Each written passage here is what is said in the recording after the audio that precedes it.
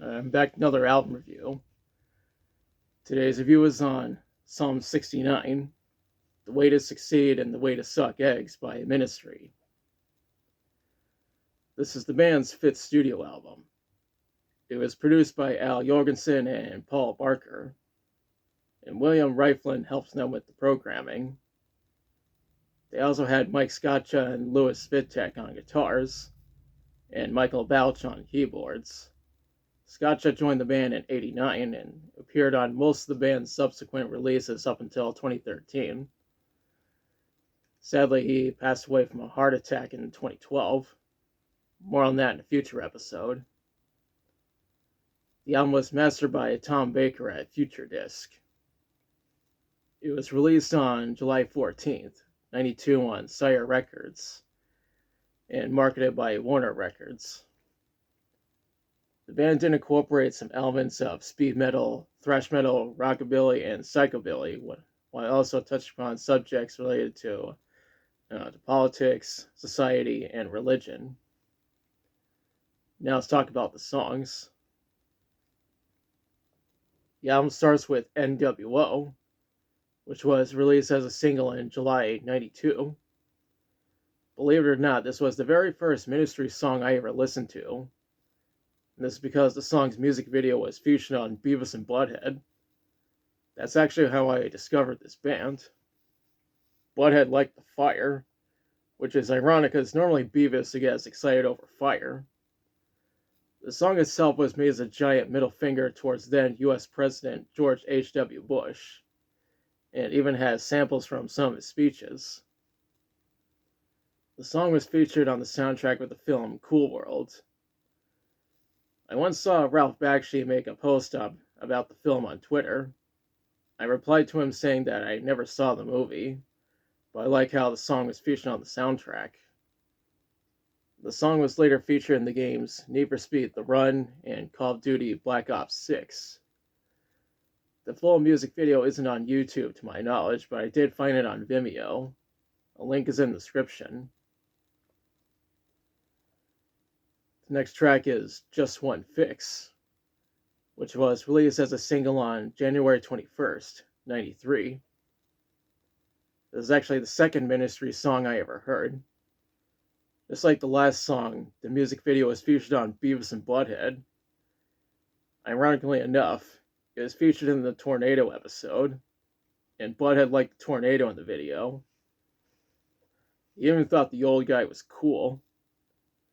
What's funny is that in the comments section on YouTube, someone said Beavis and Butthead were right. The old guy was cool.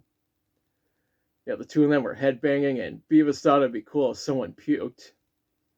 And one of the guys in the video did puke in the sink, and Beavis was grossed out.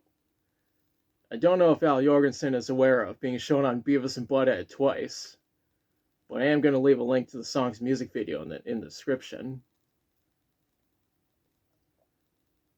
After that is TV2.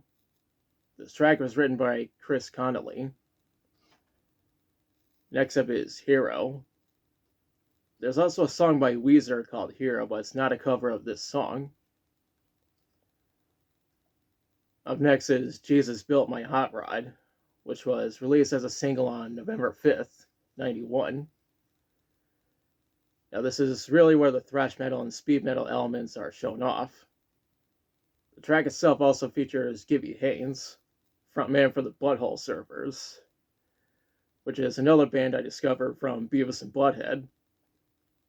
This is my favorite song from Ministry, and not just my favorite from this album. My dad is obsessed with this song, and he plays it on his radio show almost every day. Lamb of God recorded a cover of this track, even though they used their Burn the Priest moniker for it. A music video was made, and there's a link in the description. That's followed by Scarecrow.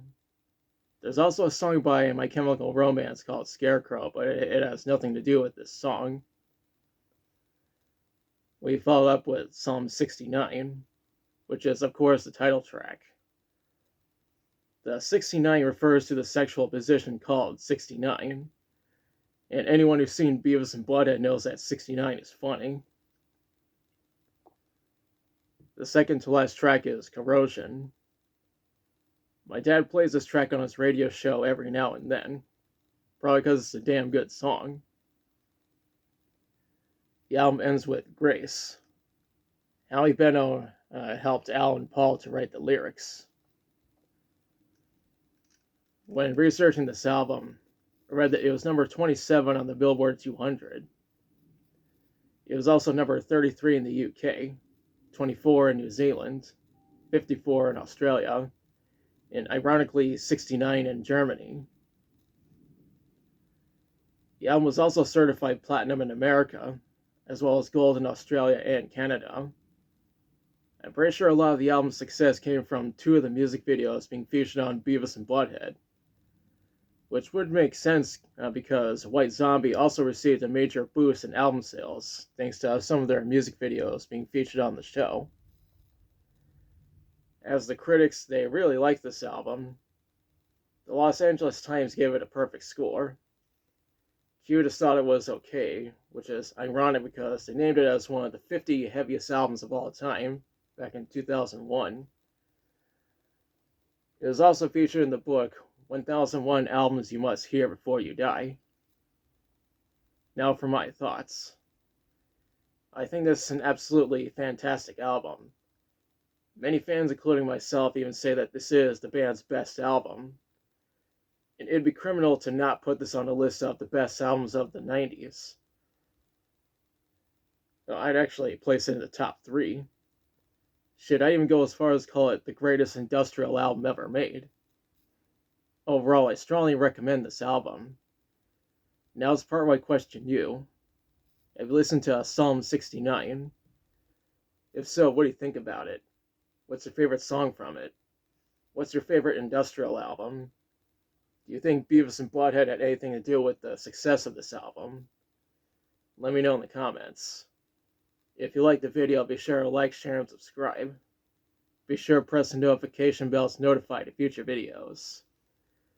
Thanks for watching, and I'll be back soon with another review.